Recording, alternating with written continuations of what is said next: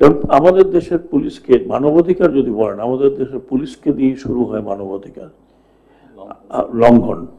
এবং আমার মনে আছে, জিল্লু এখানে বসে আছেন, আমি লাস্ট যখন টকশো করি, এই তখন ছাত্র আন্দোলন একদম তুঙ্গে, মারা যাচ্ছে একদম ঝাঁকে ঝাঁকে, তখন আমি খুব চোখ ভাষায় ওনাকে বলছিলাম যে আমি যখন দেখি এই পুলিশের কর্মকাণ্ড, আমার কাছে মনে হয় না এরা আমাদের দেশের পুলিশ। উনি উইটনেস আছেন এখানে, রেকর্ডেড আছে। আমি কথা বলতে পারছিলাম না।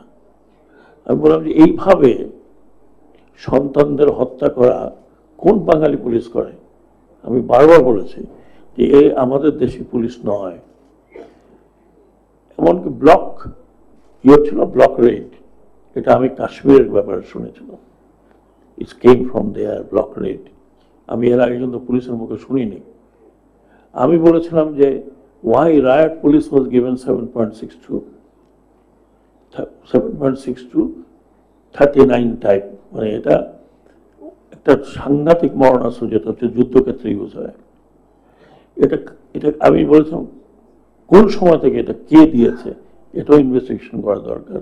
কেন দিয়েছে? পুলিশের হাতে তো এই ধরনের অস্ত্র থাকার কথা না।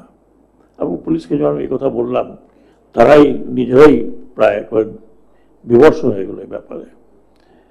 আমি বলেছিলাম যে পুলিশের অস্ত্র কিভাবে সিভিল পোশাক পরা লোকের হাতে গেল, এটা একটা বড় ইনভেস্টিগেশন হওয়া দরকার। আমার কাছে ভিডিও আছে, আমার অফিসার, মানে আমাদের অনেকের কাছে সেই ভিডিও আছে, বিশেষ করে লুঙ্গি পরে, গেঞ্জি পরে 7.62 রাইফেল নিয়ে দেওয়ার ইন অ্যাকশন। এরা কারা? যে মানবাধিকার কথা, এখন লিটন সাহেব আছেন, মনিরা খান আছেন, আমি আশা করি এগুলো নোট করবেন, কারণ এখন আমি এসব বিষয় নিয়ে তদন্ত করব বলেছি, কিন্তু করার মতো জায়গায় আমি নেই, তবুও চেষ্টা করব। এখানে অনেক বিষয় আছে, অনেক বিষয় এসছে। ডিজিএফআই কথা আসছে। অ্যাকচুয়ালি ডিজিএফআই কাজ ছিল অন্যরকম।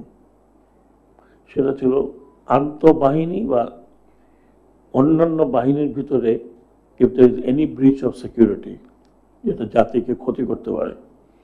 কিন্তু ওভার দ্য ইয়ার্স আমাদের শাসকগণ একে ইউজ করেছে, এবং শেষে যে অবস্থা হয়েছে যে এমনভাবে ইউজ হয়েছে যে 4 তারিখ আমরা বক্তব্য দেওয়ার পরে যখন ডিজিএফআই ঢুকলো আমাদের এখানে, যদি এটা 5 তারিখে এই ফল না হতো, 6-7 তারিখে হতো, তাহলে আমরা বোধহয় লাস্ট হলাম আয়না করে ঢোকার।